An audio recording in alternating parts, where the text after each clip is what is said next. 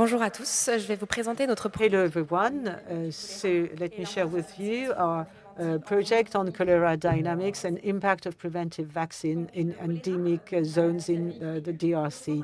Now, this is a very high burden for the DRC, and this we can see in different contexts in the course of outbreaks in humanitarian emergencies. And here, what we do is we have to reinforce WASH and perform reactive responsive vaccination. But it can also be in the context of endemic regions, such as in the Great Lakes regions. And in this case, WHO recommends a mass preventive vaccination with 2 doses of OCV. Now, the endemic zones are associated with specific challenges, such as the high incidence, the different settings, urban versus rural. Also, the need to protect resident population, the local population who may be exposed to the outbreak. Also, to protect the IDP, the displaced population, who might show or present with greater vulnerability vis-à-vis cholera. Now, our project is to do with this question, to know what is the real-world impact of preventive OCV campaigns on transmission in endemic areas, and how can we better design future campaigns to maximize impact. Now, in order to do so, we have, with this WT call project, have various activities over 21 to 2026 with serial vaccine coverage surveys, estimate vaccination over time, surveillance study within CTUs, also identify cholera dynamics, a case cohort study, or seroprevalence surveys to assess the population's immunity. In order to answer this, we have two areas that have been considered, 2 endemic areas, which we selected. The first site is Goma in North Kivu. This is a dense urban site at the border with Rwanda. It's located between Lake Kivu and the Congo volcano, with IDPs. Approximately 700,000 IDPs are estimated to reach Goma in 2024. The other area is Bukama. It's a rural site. It's difficult to access. There are 2 semi-urban areas with lakes. It's close to the lakes and the river Congo. Now, let me share the results with you. So this is a period between 2021 and 2026. It was carried out in 19 cholera treatment units, CTUs, and you can see there are 4 health zones divided in multiple health areas. The first vaccination took place in 2019-2020. Here in the CTUs represented in the hatched area.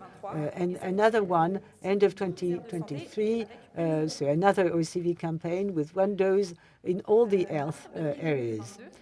So the other one, 2019-2020, it was with 1 dose and then 2 doses. Now, as of mid-2022, there were several IDPs, and in February 2022, all these camps were dismantled following the arrival of M23.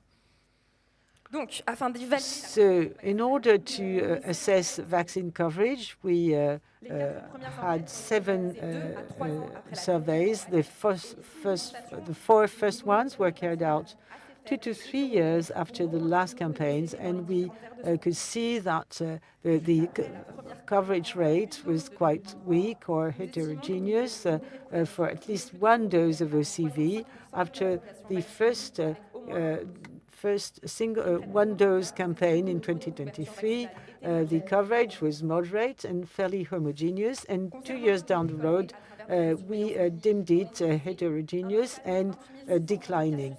28,630 suspect cases were received between May 2021 and March 2026. You can see that highest number were reported in 2023 and 24.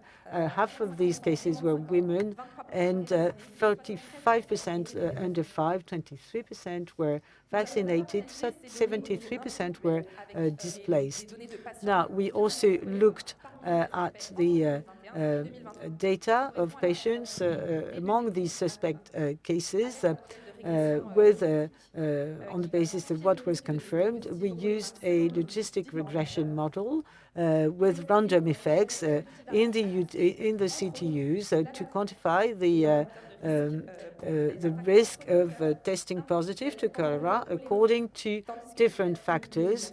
And it seems that vaccination is a protective factor, whereas being a displaced person and rainy season and the use of near surface water also corresponds to a significant risk. So here you can see the monthly incident curve seen in these CTUs between 21 and 22. You can see two incidence peaks in 23 and 24 with more than 80 cases per 100,000 inhabitants per month. Now, this time series can be broken down. And here you can see the global incidence at the top, but you can see that there is a global tendency, global trend, seasonality, and there is something that cannot be explained or accounted for, neither by a trend or seasonality. However, if you take a look at the events in Goma, you can see that the peak in cases coincide with the opening of camps, and when the camps are shut down, there is a decline. You can also see that seasonality of incidence corresponds to the rainy season in Goma. And here, on top of it, we also considered the preventive vaccination campaign end of 2023, right in the middle of the period where camps were open, and therefore it is difficult to assess its impact. Now, we also decided to use interrupted time series. So we measure the linear impact of one given event on cholera incidence versus a counterfactual scenario. And with this here, you can see what would happen with the opening of the camps in Goma in July 2022. So what would have been the incidence, as shown here with the on the black curve here at the bottom, if the camps had not been opened, and the incidence observed during the camps in blue at the top here. And in the second event that we study is the vaccination campaign with the impact over 18 months represented in light gray. Here it is estimated that there were 57 cases per 100,000 inhabitants of surplus incidence 1 month after vaccination campaign, when it is during an epidemic peak, and a global trend towards decline of less than 3 cases per 100,000 inhabitants per month after vaccination. And here, what happens after the camps were closed? So there is a decline in incidence towards the end of the period. However, it is difficult to see that there is a causal link and say that it is down to the vaccination or down to the closing of the camps. Now, we also looked at the dynamic in CTUs in the health zones without camps. Here you can see the impact in Goma in the CTUs, here again with the opening and closing of camps. And in orange in the middle, you see what happens what happens in the CTUs. in the areas that were associated with camps, and you see more than 400 cases per 1,000 inhabitants. And you can see that there are approximately the same trends in the whole city. If you look at the health areas without camps, the curve is different. Drilling down, you can see that the incidence is much lower, around 10 cases per 100,000 per month between 21 and 25, with a peak beginning of 25 in these health areas without camps. We don't think there is a significant impact of camps on cholera incidence. And the shutting down of camps beginning of 25 and therefore the fact that people were scattered over the city led to a significant increase in the incidence of cholera in the city. Now, let me turn to Bukama.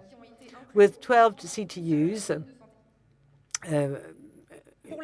included over time in just one health zone, the first preventive campaign took place in 21 and 22 in the health areas shown in with dots here on the graph.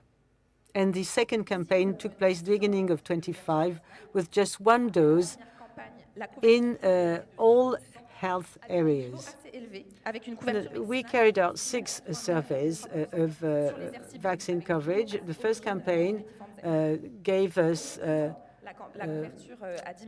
very high coverage, up to 89.3%, with over time, coverage decreased, and for the second campaign, a moderate coverage was obtained at 57.9%.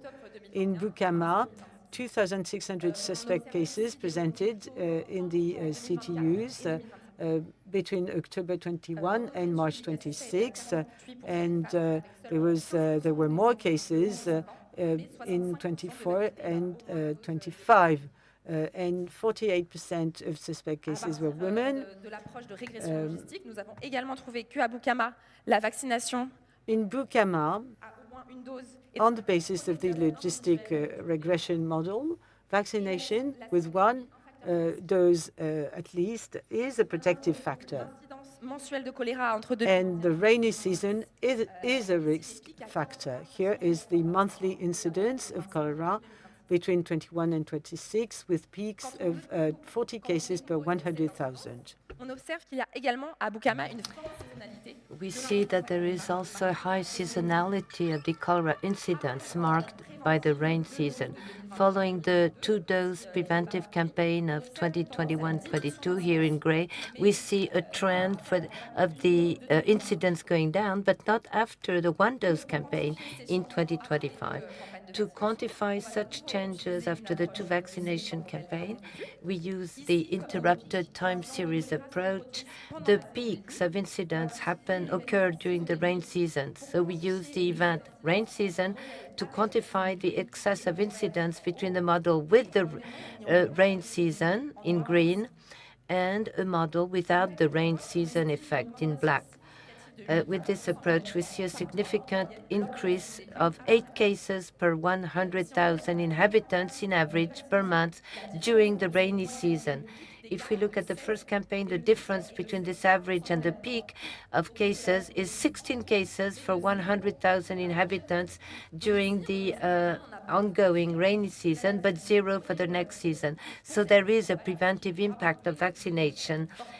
For this first campaign, which was a 2-dose campaign with a high vaccination coverage. Second campaign, a single dose, and with lower vaccination coverage, we didn't see a preventive effect during the next season, with a peak of 31 then 36 cases per 100,000 inhabitants.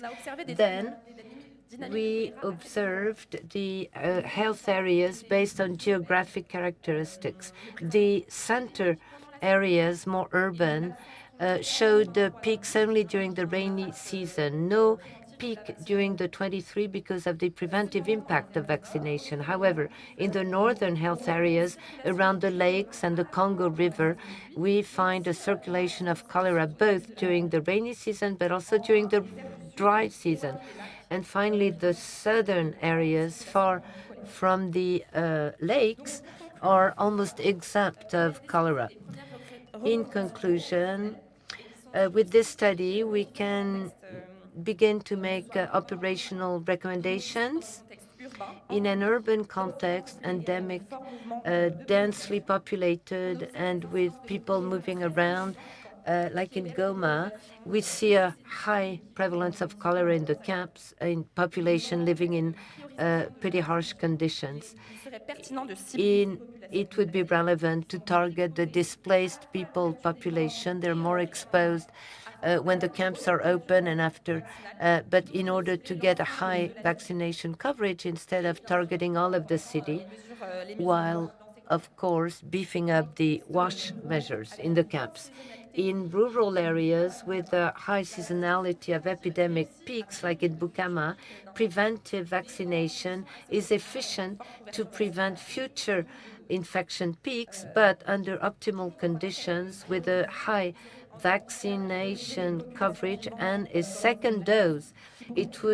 We could consider prioritizing the populations living by the rivers or the lakes who are more exposed to cholera all year round. To consolidate those first preliminary results, we'll have more studies, more outputs, more results from passive surveillance, among other things. To consolidate those preliminary results, thank you for your attention. I'd like to thank all the people who contributed to that study.